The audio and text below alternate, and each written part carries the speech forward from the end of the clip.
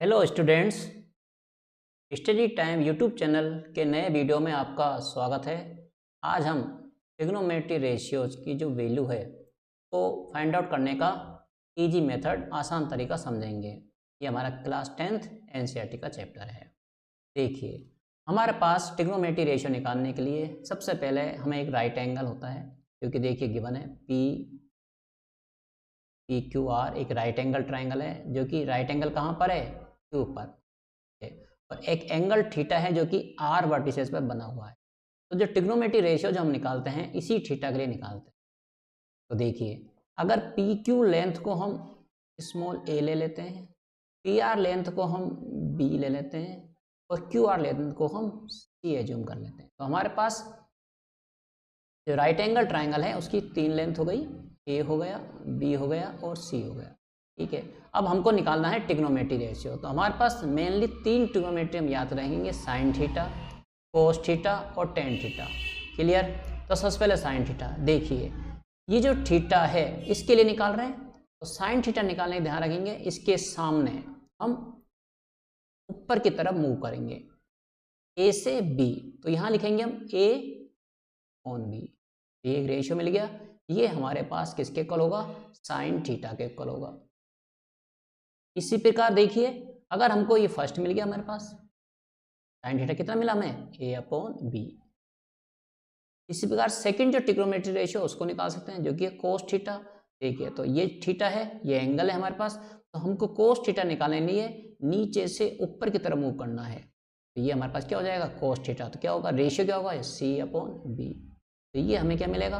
Cos theta मिलेगा। हम ये कोस थीटा लिख लेते हैं, सी अपॉन। थर्ड जो है हमारे पास ट्रिग्नोमेट्री रेशियो, वो है टेन थीटा। टेन थीटा निकालने के लिए हम क्या करेंगे? सामने वाली साइड से डाउन साइड मूव करेंगे। हमें क्या मिलेगा? यहाँ पर देखिए ए डिवाइड अपॉन सी मिलेगा। ये हमें हो जाएगा टेन थीटा। इस प्रकार हम सिंपल वे में तीनों ट्रिग्नोमेट्री रेशियो को फाइंड आउट कर सकते हैं, जो कि रेशियो है। देखिए, अगर कोई वापस समझ लेते हैं कि जो एंगल है, ध्यान रखेंगे एंगल के सामने वाली साइड से ही ऊपर मूव करना है, ऊपर से ऊपर ए अपॉन बी लिखना है, वो साइन थीटा बनेगा। जहां एंगल बना हुआ है उस बेस से ऊपर की तरफ मूव करेंगे तो हमें कोस थीटा मिलेगा, जो कि सी अपॉन बी मिलेगा। और सामने वाली साइड से अगर हम नीचे आते हैं तो टेन थीटा मिलेगा, जो कि ए अपॉन सी हो। तो जब हम three trigonometry ratios find out कर लेते हैं, ईजिली हम अदर जो थ्री ट्रिग्नोमेट्री रेशियोज है उनको भी फाइंड आउट कर सकते हैं। याद करने की जरूरत नहीं है। जो कोस थीटा जो होगा वो इसका रेसिप्रोकल होगा, याद रखेंगे साइन थीटा का रेसिप्रोकल होगा। तो क्या होगा? ये अपन लिख सकते हैं 1 अपॉन साइन थीटा।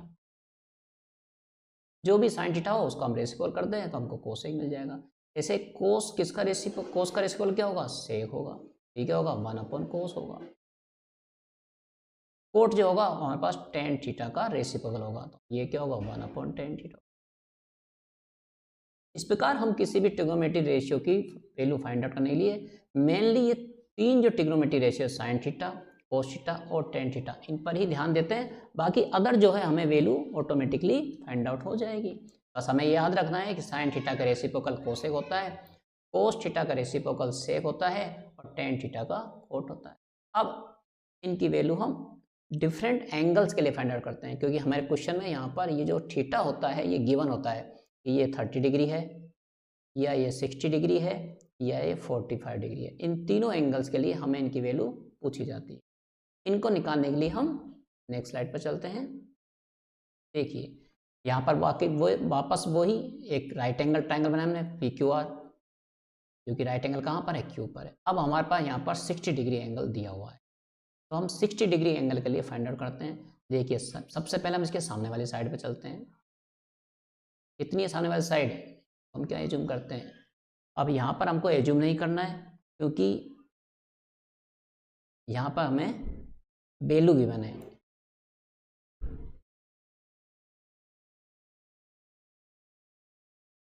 तो याद रखेंगे, जब भी 60 डिग्री होगा इसके सामने वाली साइड को हम लिखेंगे √3, ये याद रखना है।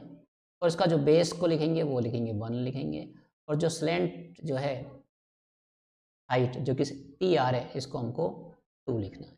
बस हमको ये 3 डिजिट्स याद करनी है। तो √3 सामने वाली साइड, बेस 1 और जो स्लेंट है वो है 2।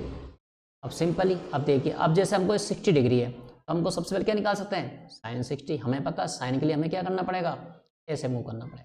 अब क्या निकाल सकते हैं यहाँ पर, साइन 60 क्या आएगा, √3/2 आएगा। क्लियर है। अच्छा, अब जैसे tan निकालना है तो हमें पता है tan के लिए क्या करना होता है, हमें ऊपर सामने वाली साइड से नीचे आना है, तो हमें क्या मिल जाएगा, tan मिल जाएगा। अब देखिए tan 60 क्या मिलेगा हमें यहाँ पर, √3 मिलेगा। और अगर हमको cos निकालना है तो हमें पता है नीचे से ऊपर की तरफ मूव करना है, तो हमें क्या मिल जाएगा, cos 60 मिल जाएगा। कितना मिलेगा, 1/2 मिलेगा।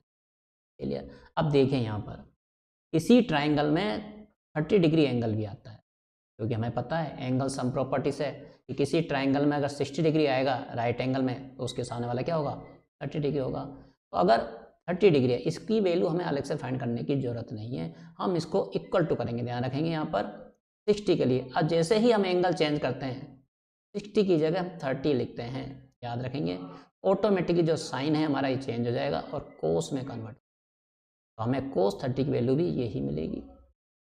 इस प्रकार देखिए, अब ये 1/2 किसकी वैल्यू हो जाएगी, ये 60 को चेंज करना है तो क्या बनेगा, 30 बनेगा, और कोस किस में कन्वर्ट हो जाएगा, साइन में कन्वर्ट हो जाएगा। ये वैल्यू हमें मिल जाएगी, साइन 30 की वैल्यू मिल गई। इसी प्रकार देखिए tan 60, अब ये जो tan 60 है इसमें भी हम चेंज करेंगे तो ये किसके इक्वल हो जाएगा, देखिए यहाँ भी 60 की जगह हम क्या करना है, 30 करना है, तो ये tan जो है कोट में कन्वर्ट हो जाए। कोट 30 की वैल्यू क्या मिलेगी हमें, √3 मिलेगी। इस प्रकार हमने एक ही फिगर से देखी है, साइन 60 निकाल लिया, कोट 30 भी निकाल लिया, साइन 60 भी निकाल लिया, साइन 30 भी निकाल लिया, कोट 30 भी निकाल लिया, और हमें tan 60 भी मिल गया। सिर्फ हमको ये याद रखना है कि 60 के सामने √3, बेस पे 1 लेना है और यहाँ पर लेना है। देखिए इजी मेथड है। इसी प्रकार एक एंगल और रिमेनिंग बचता है जो कि हमारे पास 45 डिग्री। अगर यहाँ 45 डिग्री है तो इसके सामने वाली साइड पर हमको 1 लिखना है, ये भी 1 होगा और ये हमारे पास √2 होगा। बस ये याद करना है, सिंपल चीज़ है। हमको यहाँ से यहाँ मूव करना है तो ये sin 40 आएगा, sin 45 डिग्री आएगा, जो किसके इक्वल होगा, 1/√2 इक्वल होगा।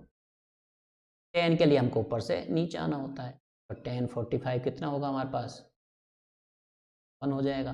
और cos के लिए हमको ऊपर की तरफ मूव करना है, cos 40 कितना जाएगा, √2 हो जाएगा।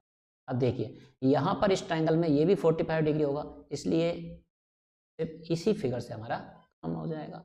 तो देखिए हमने ईजिली 2 फिगर अगर हम ड्रॉ करते हैं और उसमें वैल्यू याद कर लेते हैं, √3, 2, 1, 1, 1, √2, तो हमको सारे ट्रिग्नोमेट्री रेशियोज की वैल्यू ईजिली फाइंड आउट हो जाती है।